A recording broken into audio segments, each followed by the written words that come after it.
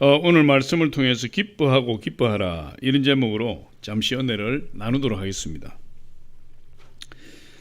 여러분, 이 사도 바울 선생이 빌립보서를 기록한 내용인데, 빌립보서는 골로새서, 에베소서,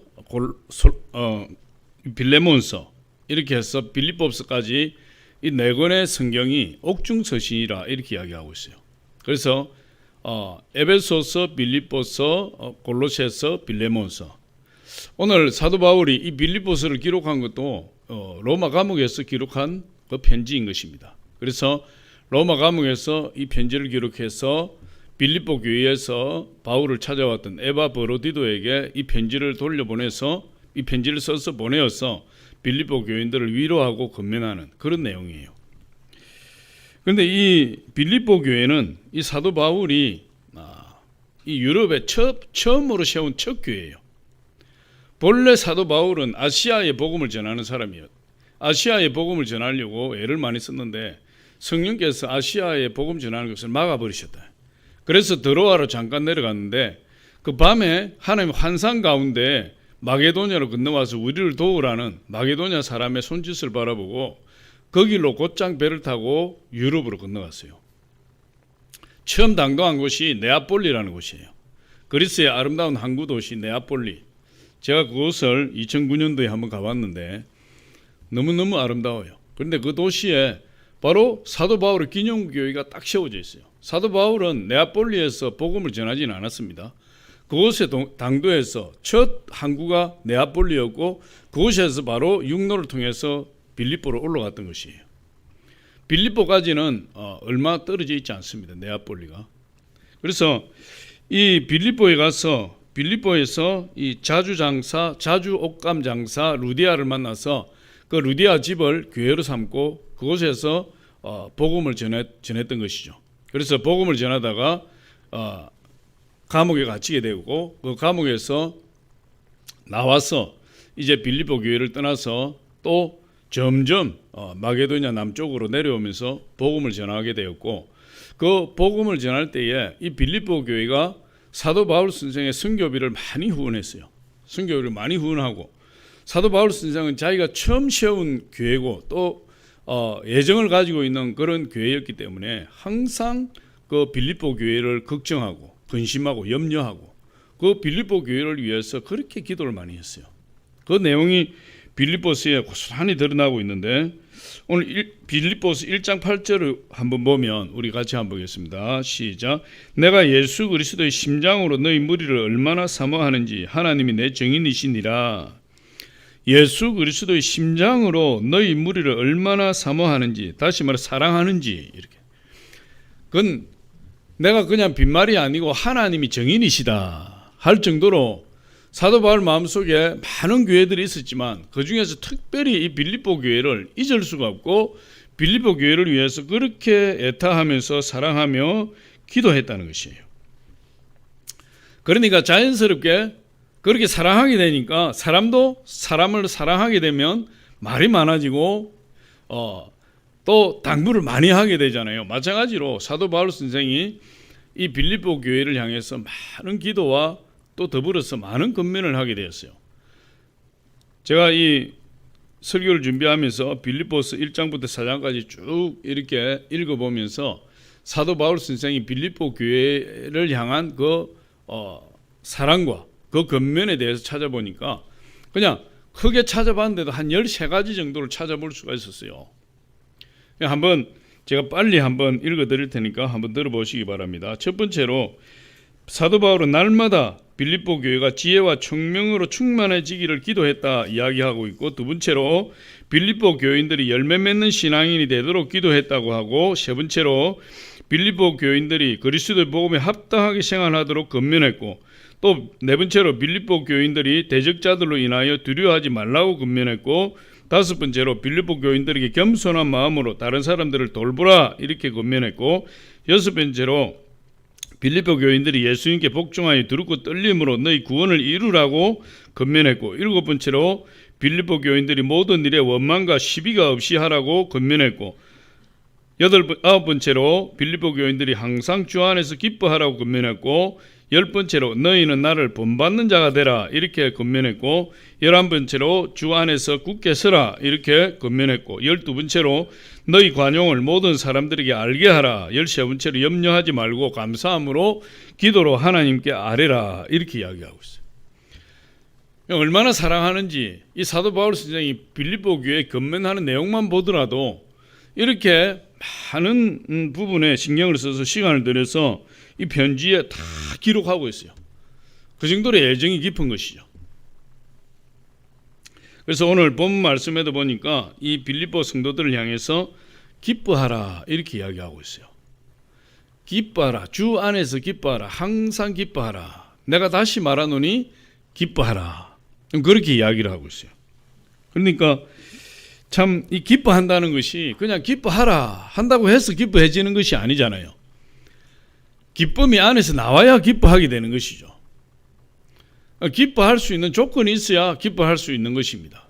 그런데 사도 바울 선생은 주 안에서 항상 기뻐하라, 내가 다시 말하노니 기뻐하라, 그렇게 이야기를 하고 있어요.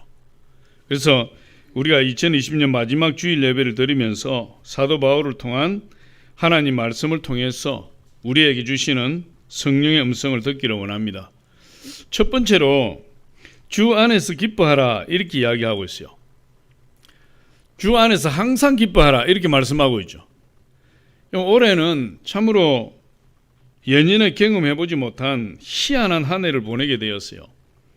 코로나 바이러스로 인해서 전무후무한 재앙이 온 지구촌을 뒤덮었고, 그 코로나 확진자에 걸린 사람이 수천만 명이 되고, 그 코로나 바이러스로 말미암아 사망에 이른 사람이 수백만 명에 이르는 그런 큰 비극이 이 지구촌에 불어닥쳤어요. 근 1년 가까이 바이러스의 위력이 조금도 약해지지 않고 오히려 더 맹위를 떨치고 지금도 계속해서 그 위세를 떨치고 있습니다. 학교는 휴학하고 많은 업종들이 강제로 문을 닫고 자영업자들은 견디다 못해 폐업을 하고 아르바이트생들은 일할 곳이 없어서 생활구에 시달리고 교회는 비대면 예배로 성도님들의 신앙을 제대로 유지하고 있는지 확인조차 하기 힘든 그런 상황에 빠졌고, 전도는커녕 모임조차도 할 수 없는 그런 최악의 상황이 1년 가까이 지속되고 있다 이렇게 우리가 이야기할 수 있습니다. 참으로 힘든 상황이죠. 그런데 오늘 사도 바울 선생의 말씀을 보니까 그런 힘든 상황이 있어도 그럼에도 불구하고 주 안에서 기뻐하라, 주 안에서 항상 기뻐하라, 여러분 그렇게 이야기를 하고 있어요.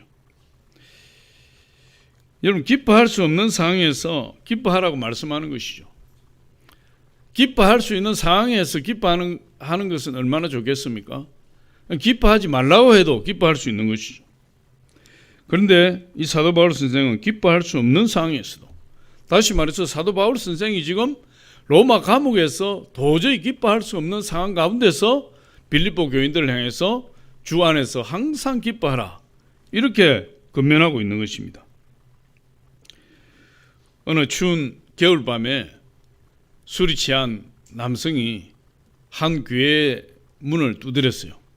탁 두드렸는데 그 안에서 사찰 집사가 그 문 두드리는 소리를 듣고 이렇게 대꾸했습니다. 거기 누구요? 그런데 하필 이때 그 사찰 집사도 한 잔 먹어가지고 얼큰하게 취해 있었어요. 밖에서 술 취한 사람이 문을 두드리는데 안에서 대답하는 사람도 술이 취했어요. 그래서 밖에서 두드리니까 누구요? 하고 이렇게 질문을 하니까 밖에서 나는 신도 되기를 원하는 사람이요, 그렇게 대답을 했어요. 그랬더니 안에서 왜 신도 되기를 원하시오? 그러니까 밖에서 슬픔이 많아서 기쁨을 찾고 싶소. 그랬더니 이 사찰 집사님이 기쁨을 얻고 싶은 사람이 왜 하필 교회에 오셨소? 이러니까 밖에서 술 취한 사람이 예수님이 기쁨을 주신다고 해서 왔소. 그랬더니 안에서 술 취한 사찰 집사가 그런 분은 여기 없으니 다른 데로 가시오. 예수님이 없는 교회는 기쁨이 없어요. 할렐루야. 예수님이 없는 사람도 기쁨이 없어요. 사도 바울은 주 안에서 항상 기뻐하라. 우리가 조건과 환경을 초월해서 기뻐할 수 있는 것은 예수 그리스도 안에 있을 때예요. 예수 그리스도와 깊은 교제가 있고 하나님과 화목하게 되면 우리 안에 기쁨이 생산이 되는 것이에요. 문제는 정말 우리가 기뻐할 수 있는가 하는 것이에요. 왜냐하면 우리 삶은 기쁨보다 슬픔과 좌절을 경험하는 일이 더 많기 때문에 그래요. 그래서 기뻐하기보다는 슬퍼할 일이 더 많고 즐거워하기보다는 고통스러워하는 일이 더 많기 때문에 정말 기뻐하기 쉽지 않다. 그런데 사도 바울 선생은 우리가 예수 그리스도 안에 있을 때 참된 기쁨을 누릴 수 있다 이렇게 말씀하고 있는 것입니다. 우리 시편 16편 11절을 우리 같이 한번 읽어보겠습니다. 시작. 주께서 생명의 길을 내게 보이시리니 주의 앞에는 충만한 기쁨이 있고 주의 오른쪽에는 영원한 즐거움이 있나이다. 여러분, 주께서 생명의 길을 내게 보이시니 주의 앞에는 충만한 기쁨이 있고 주의 우편에는 영원한 즐거움이 있나이다.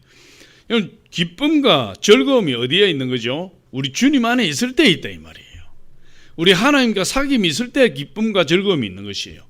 참된 기쁨과 참된 즐거움은 우리 하나님과 화목할 때 나타나는 현상이에요. 저와 여러분이 환경이 힘들고 지금 우리에게 당한 코로나 바이러스 환경처럼 어려움이 연속된다 할지라도 정말 우리가 하나님과 깊은 화목의 관계에 들어가 있으면 우리에게는 슬픔이 없고 고통이 없고 영원한 기쁨과 즐거움을 누릴 수 있게 된다는 것이에요. 그래서 하나님께서 기쁨과 즐거움의 원천이 되신다. 할렐루야. 하나님이 기쁨과 즐거움의 원천이 되시기 때문에 우리가 하나님 안에 거하면 우리가 주님 안에 거하고 주님이 우리 안에 거해서 우리가 하나님과 화목하고 하나님과 하나가 되면 우리에게는 영원한 기쁨과 영원한 즐거움이 있게 되는 것이에요. 그런데 이 하나님과 우리의 관계를 방해하는 세력이 있죠. 그 존재가 누구입니까? 바로 죄라는 것이에요. 죄가 우리와 하나님 사이를 갈라놓았고 그 죄의 담이 우리를 막아서 하나님과 우리에게 있는 교제의 즐거움을 다 빼앗아가 버립니다. 그래서 여러분, 죄가 끊임없이 우리를 질투하고 시기해서 하나님과 관계를 끊어놓는 것이에요. 아담과 하와가 에덴 동산에서 쫓겨나서 에덴 동산 밖에서 집을 짓고 가정을 꾸렸어요. 거기에서 가인도 낳고 아벨도 낳고 두 아들을 낳았는데 그들에게는 에덴 동산에서 그 하나님과 화목 가운데 누렸던 기쁨과 즐거움을 다 잃어버리게 된 것이죠. 그러니까 기쁨과 즐거움을 잃어버리니까 그 가정에 무엇이 들어오게 됩니까? 슬픔이 들어오는 것이고 우울함이 들어오는 것이에요.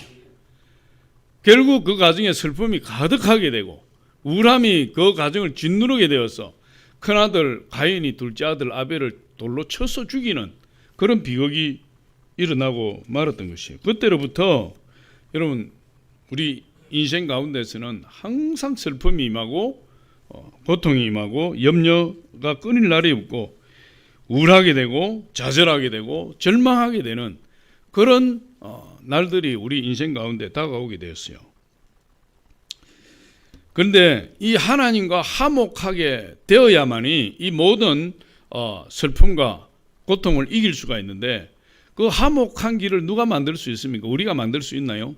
우리가 만들 수가 없어요. 성경에 보니까 모든 사람이 죄를 범하였으므로 하나님의 영광에 이르지 못하였다 이렇게 말씀하고 있어요. 그러니까 우리가 하나님과 화목한 하나님께 가는 길은 우리가 만드는 것이 아니라 하나님께서 그 길을 만들어 주셨다 이렇게 이야기하고 있어요. 하나님이 세상을 이처럼 사랑하사 독생자를 주셨으니 이는 저를 믿는 자마다 멸망치 않고 영생을 얻게 하려 하심이라. 하나님께서 이 세상을 사랑하셔서 우리 인간을 위한 길을 마련해 놓으신 것이에요. 그 길을 하나님 직접 만드셨다고 이야기하고 있습니다. 그럼 그 길이 어떤 길이죠? 바로 하나님의 독생자 예수 그리스도를 통해서 십자가에서 죽게 하시고 그 십자가에서 우리의 모든 죄 문제를 해결하심으로 우리가 하나님께 이룰 수 있는 길이 열려지게 된 거예요. 그 다리가 놓여지게 된 것이에요. 할렐루야. 그래서 이사야 53장 5절로 6절에 보니까 그렇게 기록하고 있습니다. 우리 같이 한번 읽어볼게요. 시작. 그가 찔림은 우리의 허물을 인하며 그가 상함은 우리의 죄악을 인함이라. 그가 징계를 받음으로 우리가 평화를 누리고 그가 채찍에 맞음으로 우리는 나음을 입었도다. 우리는 다 양 같아서 그릇 행하여 각기 제 길로 갔거늘 여호와께서는 우리 무리의 죄악을 그에게 담당시키셨도다. 우리 무리의 죄악을 예수님께 담당시키셨다. 우리 모두의 죄악을 예수님께 담당시키셨다. 그렇게 말씀하고 있습니다. 그래서 예수님께서 하나님과 인간 사이에 십자가의 형틀이 높이 달려서 우리 인간의 모든 죄 문제를 짊어지고 십자가에 죽으셨기 때문에 우리가 과거의 죄나 현재의 죄나 우리의 과거의 죄, 현재의 죄, 미래의 죄 모든 죄 문제가 다 해결되어 버렸어요. 예수님의 십자가의 공로로 말미암아. 그래서 하나님과 우리 사이에 막힌 담이 헐어지고 하나님과 우리가 하나 되고 화목하게 되는 그 축복이 예수 그리스도를 통해서 우리에게 임하게 된 것이죠. 그래서 그때 이후로 누구든지 남녀노소 빈부귀천 할 것 없이 누구든지 회개하고 예수님께 나아가기만 하면 우리가 하나님과 화목하게 돼요. 하나님과 화목하게 된 사람에게는 어떤 일이 일어나는 거죠? 그 안에서 기쁨이 충만하게 되고 즐거움이 충만하게 되고 또 하나님과 함께 된 자에게는 너희가 내 안에 내 말이 너희 안에 거하면 무엇이든지 구하라. 그리하면 이루리라. 받으리라. 그렇게 말씀하셨어요. 하나님 앞에 기도할 수 있는 특권을 갖게 되고 하나님 자녀가 되어서 기도하면 하나님의 응답을 받는 축복이 그 자녀에게 임하게 되는 것이죠. 그런데 또 하나님께서 그 응답을 주심으로 인해서 우리에게는 큰 기쁨이 임한다. 이렇게 이야기하고 있어요. 요한복음 16장 24절 우리 같이 한번 읽어보겠습니다. 시작. 너희가 16장 24절 시작. 지금까지는 너희가 내 이름으로 아무것도 구하지 아니하였으나 구하라. 그리하면 받으리니 너희 기쁨이 충만하리라. 우리가 예수 그리스도 안에 예수님 말씀이 우리 안에 거하면 우리가 예수님과 화목하게 되어서 기쁨이 충만할 뿐만 아니라 또 하나님의 자녀가 되어서 기도 응답받는 특권이 임했기 때문에 기도하니까 하나님이 기도에 응답을 주시는데 그 응답을 받게 되면 우리 기쁨이 충만하게 된다. 이렇게 이야기하고 있어요. 할렐루야. 그러니까 여러분 우리의 기쁨과 즐거움이 환경에서 오는 것이 아니고 어떤 조건에서 오는 것이 아니고 우리가 예수 그리스도와 하나가 되는 하나님과 화목하게 되는 그 가운데 참된 기쁨과 즐거움이 우리 가운데 임한다. 이렇게 이야기를 하고 있어요. 우리가 예수 그리스도를 만나서 중생하게 되고 거듭나게 되면 그 거듭남의 내적 증거가 기쁨이에요. 여러분 다 경험하셨을지 모르겠지만 우리가 예수님을 만나서 인격적으로 예수님을 만나고 성령 세례를 받고 성령의 충만함이 임할 때 여러분 그때 얼마나 기뻐했습니까? 이 안에서 기쁨이 솟아나서 견딜 수가 없어요. 기쁘고 즐거워서 가만히 있을 수가 없어요. 세상을 향해서 소리를 지르고 싶고 땅을 향해서 하늘을 향해서 막 소리를 지르고 싶고 얼마나 그 기쁨이 우리 안에 충만하든지요. 그러니까 거듭난 사람의 내적 증거는 기쁨이에요. 할렐루야. 나는 교회를 나오고 있는데 예수를 믿고 있는데 예배를 드리고 있는데 그럼에도 불구하고 내 안에 기쁨이 없어요. 나는 슬픔으로 충만해요. 그런 사람이 있다면 교회를 다니고 있어도 거듭나지 못했을 확률이 높아요. 거듭난 사람은 이 안에서 기쁨을 주체할 수가 없어요. 그래서 사도 바울 선생은 그렇게 이야기하는 것입니다. 주 안에서 항상 기뻐하라. 다시 말하노니 기뻐하라. 할렐루야. 저와 여러분이 코로나 바이러스로 말미암아 우리 가정도 힘들고 우리 자녀들 학교도 못 가니까 애들 돌보기도 힘들고 재택근무하니까 남편을 섬기기도 힘들고 뒤치다거리가 아니고 이전에는 직장에 다닐 때는 미처 몰랐던데 직장 안 다니고 하루 종일 집에 같이 있어 보니까 단점이 보이고 때마다 밥 차려내라 그러고 얼마나 귀찮은지 몰라요. 그런데 내가 예수를 만나서 거듭나서 내 안에 기쁨이 충만하면 남편이 하루 종일 집에 있는 것도 그렇게 이쁠 수가 없고, 할렐루야.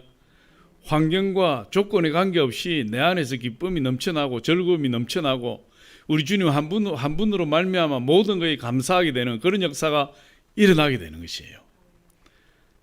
여러분, 예수 안에서 기뻐하시기 예수의 이름으로 축원합니다. 두 번째로 보니까 이 사도 바울 선생이 빌립보 교인들을 향해서 관용을 베풀으라 이렇게 이야기하고 있어요. 관용을 모든 사람으로 알게 하라. 관용을 베풀 때 진정으로 기뻐하고 기뻐할 수 있다는 것이에요. 우리 많은 사람들이 시험 들었다고 이야기를 하고 있어요. 시험 들었다. 나는 시험 들었어요. 시험 들었다는 게 무슨 말이죠? 시험 들은 이유가 사람들의 관계에서 사람들과의 관계가 틀어졌다는 것이에요. 그게 시험 들었다는 것이에요.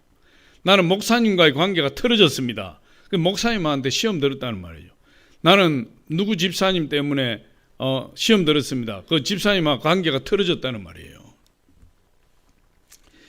시험 들었다. 가장 그 시험 들었다는 보편적인 그 요소가 인간관계에서 오는 갈등 때문에 그래요. 그런데 시험이 들면 어떻게 됩니까? 시험이 들면 기쁨이 사라지는 것이죠. 시험이 들면 기쁨이 사라지고, 시험이 들면 교회를 나오지 않게 되고, 시험이 들면 기도하지 않게 되고, 시험이 든다는 게 사람과의 관계 갈등, 거기에서 나오는 것이기 때문에 사람과의 관계가 잘 맺어질 때 시험이 들지 않아요. 여러분, 우리가 사랑했던 사람들, 또 믿었던 사람들, 또 내가 그렇게 힘을 다해서 섬겼던 그런 사람들, 그런 사람들이 원수처럼 느껴지고 한순간의 갈등으로 인해서 등을 돌렸을 때 그 마음의 기쁨이 상실되는 것이에요. 오늘 사도 바울은 이 빌립보 교회에 이 교인들 사이에서도 이런 갈등 때문에 기쁨을 잃어버리는 성도들이 있다고 이야기하고 있어요. 오늘 우리가 읽지는 않았지만 2절에 보니까 이렇게 이야기합니다. 내가 유오디아를 권하고 순두개를 권하노니 주 안에서 같은 마음을 품으라. 여러분, 유오디아와 순두개라는 사람은 이 빌립보 교회의 큰 일꾼들이에요. 큰 일꾼들인데 그들이 마음이 맞지 않았다고 이야기하고 있어요. 그러니까 같은 마음을 품으라 이렇게 이야기하는 것입니다. 3절에 보면 그들이 이 3절에 보니 이렇게 이야기합니다. 또 참으로 나와 멍에를 같이 한 내게 구하노니 복음에 나와 함께 힘쓰던 저 여인들을 돕고, 그러니까 요디아와 순두개는 사도 바울과 함께 복음을 위해서 힘썼던 사람들이에요. 사도 바울을 도왔던 사람들이에요. 교회에서 큰 일꾼들이에요. 그런데 저 여인들을 돕고 또한 글레멘드와 그 외에 나의 동력자들을 도우라. 그 이름들이 생명책에 있느니라. 그러니까 아주 신실한 일꾼이었고 하나님 나라 생명책에 기록된 그런 아주 훌륭한 사람들이었어요. 그럼에도 불구하고 그들에게 있었던 문제가 뭐냐? 그 두 사람 사이에 갈등이 있었다. 서로가 시험 드는 것이에요. 서로가 싸우고 하나 되지 못하고, 그러니까 그 아름다운 빌립보 교회가 그냥 시끄러운 것입니다. 이 사도 바울 선생이 그 빌립보 교회를 향해서 관용을 모든 사람들에게 베풀으라. 5절에 그렇게 이야기해요. 주 안에 5절에 너희 관용을 모든 사람에게 알게 하라. 주께서 가까우시니라. 그렇게 이야기하고 있어요. 그래서 이 관용이란 것이 뭐냐? 관용이라고 할 때 우리가 본래 뜻은 덮어주다 이런 뜻이에요. 무엇을 덮어주다. 그 사람 허물을 덮어준다. 그 사람 죄를 덮어준다. 그 사람 용서해준다. 그런 뜻이 있어요. 그런 뜻이에요. 강하게. 그러니까 관용이라고 하면 쉽게 용서해준다. 그 사람의 가장 가까운 뜻은 그 사람의 허물을 덮어준다. 죄를 덮어주다. 이런 뜻이에요. 그래서 이 두 가지 의미로 우리가 한번 살펴볼 수 있어요. 첫 번째로 허물을 덮어준다는 것이에요. 5절에 보니까 너희 관용을 모든 사람들에게 알게 하라. 주께서 가까우시니라. 그렇게 말씀하고 있어요. 그래서 이 관용을 단용을 아까 무엇을 덮어준다 이런 뜻이 있다 그랬어요. 남의 허물이나 약점 그리고 죄를 덮어주는 것입니다. 어떤 사람은 남의 약점을 자꾸만 이렇게 드러내는 사람이 있어요. 꼭 이야기를 해도 약점만 다 꼬집어서 이야기하는 사람이 있어요. 아무리 친해도요, 그 사람의 아킬레스건이라는 게 있어. 할렐루야. 그 아킬레스건을 건드리면 안 돼요. 아무리 친해도요, 그걸 건드리면 그 앞에서는 말을 안 하고 있어도 돌아서서 마음을 완전히 돌릴 수 있어요. 그러니까 평소에 이야기를 해도 그 사람의 약점을 보호해 줄 알아야 돼요. 그 약점을 덮어줄 줄 알아야 돼요. 아무리 허물이 없고 스스럼이 없는 사이를 할지라도 그 사람이 치명적인, 물론 다른 사람이 볼 때는 치명적이게 본인이 생각할 때 자기에게 아킬레스건이 있으니까 그걸 건드리면 여러분 영원히 그 사람 얼굴 못 볼 수도 있어요. 왜 저 사람이 나한테 왜 그러지? 그럴 정도로. 근데 그건 아킬레스건을 건드렸을 확률이 높아요. 그러면 안 된다. 근데 이 관용이라는 것은 뭐죠? 약점이 있어도, 잘못이 있어도, 허물이 있어도, 죄가 있어도 그걸 덮어주고 가려주는 것이에요. 그것이 관용이다. 베드로전서 4장 8절 우리 같이 한번 읽어보겠습니다. 시작. 무엇보다도 뜨겁게 서로 사랑할지니 사랑은 허다한 죄를 덮느니라. 사랑하는 사람은요, 관용을 베푸는 것이에요. 사랑하는 사람은요, 죄를 덮어주고 허물을 덮어주고 약점을 덮어줄 수 있는 사람이에요.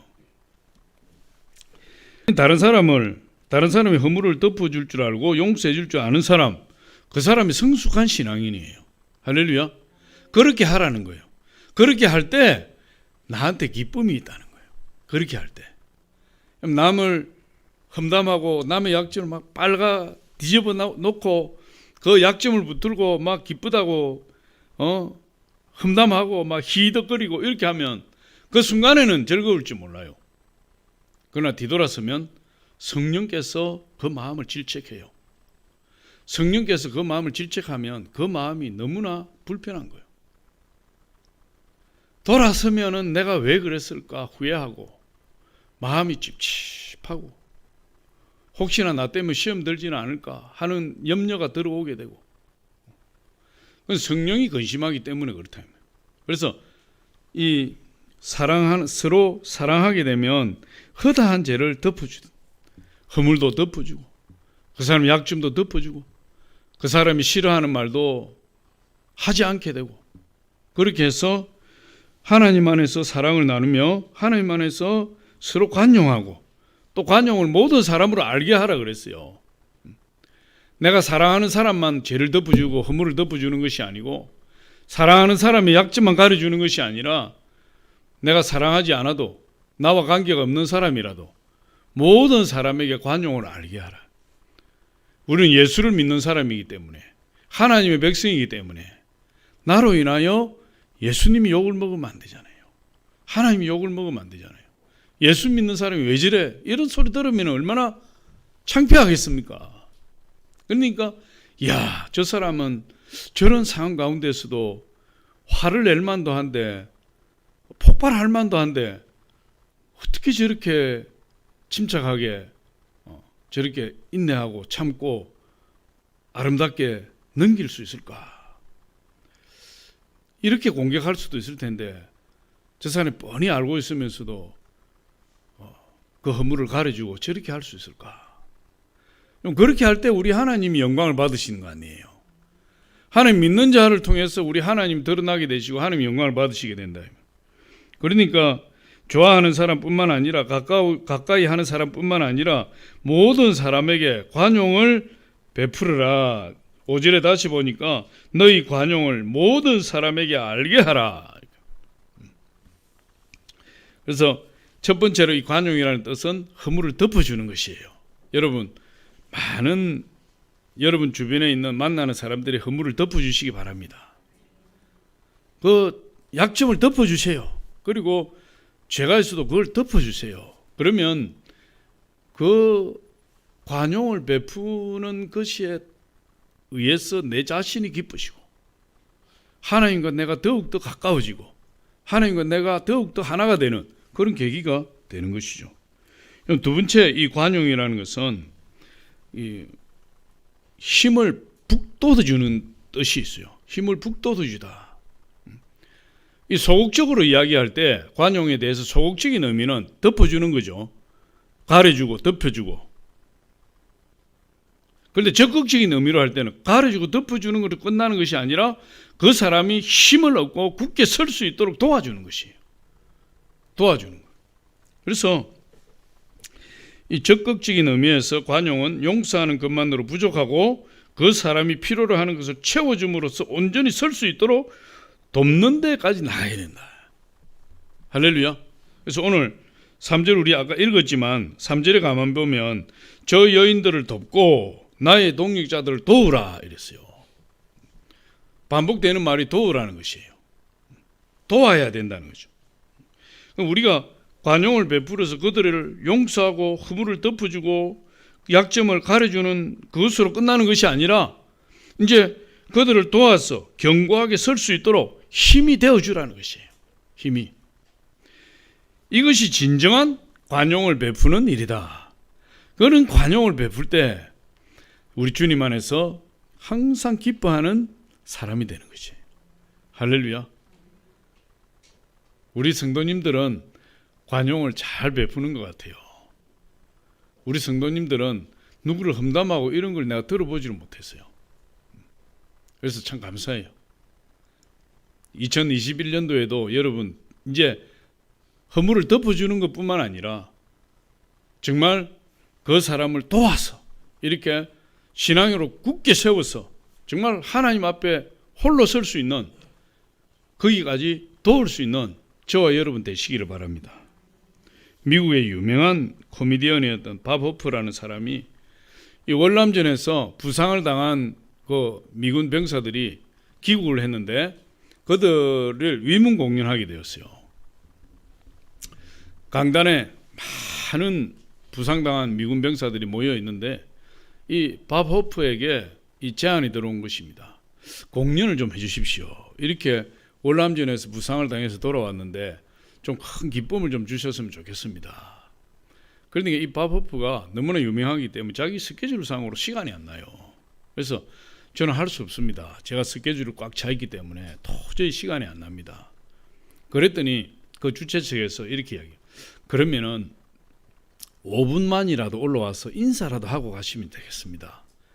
병사들이 너무나 좋아하고 오기를 간절히 기대하기 때문에 잠깐 올라와서 5분만 인사하고 내려가셔도 충분하겠습니다. 그래서 이 밥 호프가 그걸 수락을 했어요. 그래서 이제 그날이 되어서 그 시간에 올라가서 밥 호프가 5분간 인사하고 내려오려고 했는데 5분이 지나도 내려오질 않아요. 10분이 지나도 내려오지 않고 20분이 지나도 내려오지 않고 30분이 지나도 내려오지 않고 40분이 한참 지났는데 그때야 이 밥 호프가 그 무대에서 내려왔어요. 근데 내려오는데 보니까 눈에서 눈물을 철철 흘리고 있어요. 그래서 그 관계자가 물었습니다. 아니 5분만 인사하고 잠깐 인사하고 내려오신다고 하셨는데 어떻게 이렇게 40분이 넘도록 시간을 많이 끌었습니까? 그리고 무슨 일이 있었기에 그렇게 눈물을 흘리십니까? 그랬더니 밥 호프가 그렇게 이야기하는 거예요. 저기 지금 모여있는 군인들 맨 앞줄에 앉아있는 그 두 사람을 한번 보십시오. 제가 말을 할 때마다 그들이 그렇게 기뻐하고 손뼉을 치면서 웃으면서 그렇게 행복해 하는데 제가 그들을 가만히 보니까 두 병사는 서로 웃으면서 서로 한쪽 팔로 박수를 치고 있어요. 그 두 병사는 한쪽 팔이 부상을 당해서 절단된 상황에서 서로 남은 한쪽 팔로 이렇게 박수를 치면서 막 기뻐하고 즐거워하고 그렇게 행복해 하더라는 것이에요. 그걸 보고 이 밥 호프가 5분만 하고 내려올 수가 없었다는 거예요. 도저히 그걸 뒤로 하고 내려올 수가 없어서 40분이 넘게 거기서 공연을 하고, 그리고 눈물을 흘리면서 감동을 받아서 내려오게 됐는데, 그 바버프가 떠나면서 이런 말을 남겼다 그래요. 저 두 사람은 나에게 진정한 기쁨이 무엇인지 가르쳐 주었습니다. 한 팔을 잃어버린 두 사람이 힘을 합쳐서 함께 기뻐해 주는 모습을 보면서 나는 참된 기쁨을 배웠습니다. 그렇게 이야기했다. 슬픔과 고통이 많은 세상에서 항상 기뻐하는 삶을 어떻게 살아가겠습니까? 그런데 오늘 성경은 뭐라고 이야기합니까? 주 안에서 기뻐하라. 그리고 너희 관용을 모든 사람들에게 베풀어라. 그래야 하면 기뻐하게 될 것이다. 이렇게 이야기하고 있어요. 예수님의 사랑으로 이웃의 허물을 덮어주고 그들을 세워주는 그 사랑, 그것이 우리를 기쁘게 해주고, 관용을 베푸는 저와 여러분이 그 관용을 베품으로 말미암아 하나님이 우리에게 말할 수 없는 기쁨과 즐거움을 안겨주신다는 것이에요. 그래서 저와 여러분이 코로나 같은 이런 한파 가운데서도 우리가 기뻐할 수 있는 것은 우리가 주님 안에서 기뻐할 수 있고, 또 저와 여러분이 우리보다 더 힘든 사람들을 능히 이길 수 있도록 도와주는 그 도움을 통해서 우리가 더욱더 기뻐할 수 있게 될 줄 믿습니다. 세 번째로 보니까 염려 대신에 기도하는 것이 기쁨을 준다고 이야기하고 있어요. 우리의 기쁨을 빼앗아가는 요소가 염려예요. 염려. 그럼 염려가 들어오면 기쁨이 순식간에 달아나 버려요. 마치 빛이 들어오는 순간에 어둠이 물러가듯이 염려가 들어오면 우리 안에 있던 기쁨과 즐거움이 순식간에 사라져 버려요. 본래 염려라는 말은 나눈다는 뜻이에요. 우리 마음이 두 개, 세 개로 나누어지는 것이 염려예요. 우리 생각이 두 개, 세 개로 나누어지는 것이 염려예요. 생각과 마음이 나누어지면 염려가 생기는 것이에요. 사도 바울 선생은 오늘 6절에서 이렇게 이야기하고 있어요. 아무것도 염려하지 말고 다만 모든 일에 기도와 간구로 너희 구할 것을 감사함으로 하나님께 아뢰라. 아무것도 염려하지 말라. 염려하지 말라. 할렐루야. 그러면서 뭐라고 이야기합니까? 아무것도 염려하지 말고 다만 모든 일에 기도와 간구로 이렇게 이야기하고 있어요. 기도와 간구로 너희 구할 것을 감사함으로 하나님께 아뢰라.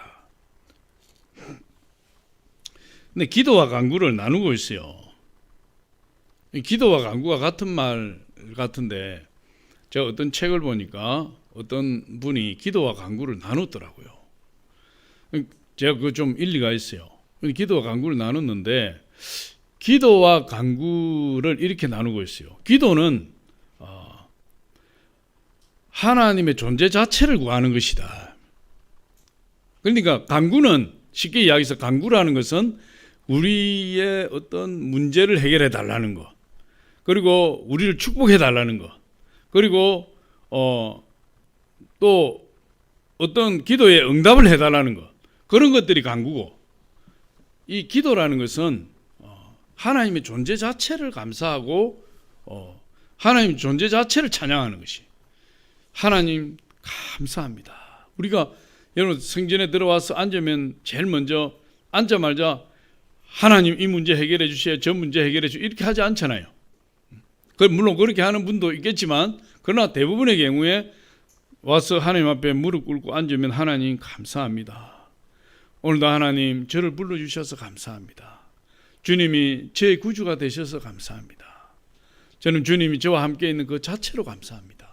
이 하나님의 존재를 찬양하고 하나님이 우리에게 은혜를 베푸시고 우리에게 하나님이 영광의 빛을 우리에게 비춰주시고 우리가 하나님으로 말미암아 하나님이 자녀된 권세를 가지고 영광을 누릴 수 있도록 해주신 것에 대해서 감사하고, 이런 어떤 우리의 요구 조건을 내세우는 것이 아닌 하나님 존재 자체에 대해서 감사하고 기도하는 그것을 기도라고 이야기하는 거예요. 그래서 우리 기도와 간구를 순서를 바꾸지 말고 먼저 하나님 앞에 기도해라. 할렐루야. 하나님 앞에 기도를 많이 하게 되면 성령의 임재가 충만하게 된다는 거예요. 성령의 임재가. 그래서 우리 하나님의 사랑으로 충만하게 되고 성령의 임재가 충만해서 그 다음에 우리가 어떤 간구의 기도를 올리든지 하나님이 아주 응답해 주신다는 것이에요. 그래서 우리가 염려하지 말라. 문제가 왔을 때 염려하지 말고 먼저 뭘 하라는 거죠? 하나님 앞에 기도하라는 것이. 하나님 감사합니다. 문제가 있지만 하나님이 저와 함께 계시기 때문에 저는 감사합니다. 하나님이 저를 불러주신 것에 대해서 얼마나 감사한지 모릅니다. 제가 영원한 지옥에 갈 수밖에 없는 그건 사단의 자식이었지만 하나님께서 저를 택하여 주시고 십자가 보혈의 공로로 저를 덮어주셨기 때문에 제가 이렇게 하나님 자녀가 되고 하나님의 사랑의 아들의 나라로 들어갈 수 있는 자격을 주신 것을 감사합니다. 하나님 영원토록 저와 함께 해주시고 주님께서 저를 떠나지 마시고 끝까지 저를 지켜주시고 저와 함께 제가 주님 안에 거할 수 있도록 하나님 축복해 주시옵소서. 그런 기도를 드리면 성령의 충만함이 임하고 성령의 임재가 임해서 우리가 어떤 기도를 하든지 하나님이 다 응답해 주신다는 것이. 할렐루야. 그래서 아무것도 염려하지 말라. 염려할 시간에 뭘 하라는 거죠? 기도하라. 염려할 시간에 기도하라. 그렇게 이야기하는 거죠. 그래서 그 다음에 이제 우리가 뭘 간구하는 거죠. 하나님 이런 문제가 있습니다. 하나님 이런 문제도 해결해 주시고요. 하나님 제가 이런 일을 하기를 원합니다. 하나님 이런 일을 할 수 있도록 그 길을 열어주시고요. 하나님 축복해 주셔서 제가 하나님 일에 더욱더 열심히 행할 수 있도록 하나님 저희 기도를 응답해 주세요. 그런 식으로 먼저 하나님을 찬양하고 감사하고 하나님 존재 자체를 높여드리는 그런 기도와 그 다음에 우리의 요구를 하나님께 올려드리는 그런 간구의 기도를 할 때 하나님께서 우리의 모든 염려가 다 사라지게 해주시. 영광의 하나님, 은혜의 하나님, 축복의 하나님, 그 하나님이 항상 우리와 함께 하셔서 저와 여러분을 더욱더 충만하게 성령으로 충만하고 은혜가 충만하도록 만들어 주신다는 거예요. 그러니까 먼저 우리는 어디에 집중해야 되는 거죠? 문제에 집중하는 것이 아니에요. 먼저 하나님께 집중해라. 하나님께. 할렐루야. 문제에 집중하면요 문제가 자꾸 크게 보이는 거예요. 근데 하나님께 집중하면 문제는 사라지는 거예요. 그래서 기도를 한다는 것은 먼저 하나님께 집중하는 것이고 간구를 한다는 것은 문제에 집중하는 것이 되는 것이죠. 그래서 우리 사업의 문제도 건강의 문제도 직장의 문제도 질병의 문제도 염려가 마음속에 꽉 들어차게 되면 자꾸만 그걸 생각해서 문제가 더 커지는 것이에요. 그래서 염려하지 말고 그런 거 염려하지 말고 우리 하나님께 집중해라는 거지. 하나님께 집중하면 그런 문제가 문제 같지 않게 해결되는 것입니다. 하나님께 기도를 많이 하시는 저와 여러분 되시기를 바랍니다. 우리 6절 7절을 한번 같이 한번 읽어보겠습니다. 시작. 아무것도 염려하지 말고 다만 모든 일에 기도와 간구로 너희 구할 것을 감사함으로 하나님께 아뢰라. 그래하면 모든 지각에 뛰어난 하나님 평강이 그리스도 예수 안에서 너희 마음과 생각을 지키시리라. 그렇게 하면 우리 안에 뭐가 생긴다는 거죠? 평강이 넘치는. 평강이 기쁨이에요. 평강이 즐거움이에요. 할렐루야. 우리 안에 평강이, 여러분이 기도하다가 하나님 앞에 1시간이고 2시간이고 막 기도하는데 어떤 문제를 놓고 기도하는데 내 마음속에 평안이 넘치고 기쁨이 솟아나고 즐거움이 임하면 그건 응답이에요. 할렐루야. 내 마음에 평강이 다, 그 문제 때문에 염려하고 근심하고 고민하고 막 어쩔 줄 몰라 했는데 기도하고 하루하고 이틀하고 한 달하고 했더니 어느 날 기도하는데 내 마음속에 그냥 강 같은 평강이 막 흘러 넘친다. 하나님이 내가 너희 기도에 응답하였느니라. 하나님이 응답해 준 거예요. 염려하지 말라고 하는 거예요. 염려하지 말고 오직 기도와 간구로 너희 구할 것을 감사함으로 하나님께 아뢰라. 그래야 모든 지각이 뛰어난 하나님 평강이 그리스도 예수 안에서 너희 마음과 생각을 지키시리라. 할렐루야. 그렇게 말씀하고 있어요. 문제가 사라진다고 이야기하지 않아요. 문제는 여전히 있지만, 아직도 나를 괴롭히는 환경은 그대로 있지만, 하나님이 나와 함께 하시니까 내 안에 평강이 넘쳐서 더 이상 그 문제가 문제로 느껴지지 않고, 그리고 그 문제가 있다 할지라도 하나님께서 그 문제를 다 해결해 주셨다는 사인으로 우리 마음에 평강을 주시는. 할렐루야. 그래서 염려하지 말고 하나님 앞에 기뻐해라. 염려하지 말고 기도해라. 그리하면 너희 마음에 평강이 넘치고 너희 마음이 기쁨이 즐거움이 넘치게 될 것이다. 우리 하나님 좋으신 하나님. 할렐루야. 코로나 때문에 많은 사람들이 힘들어하지만, 똑같은 환경에서 힘들어하지만, 그러나 우리에게는 누가 계시는 거죠?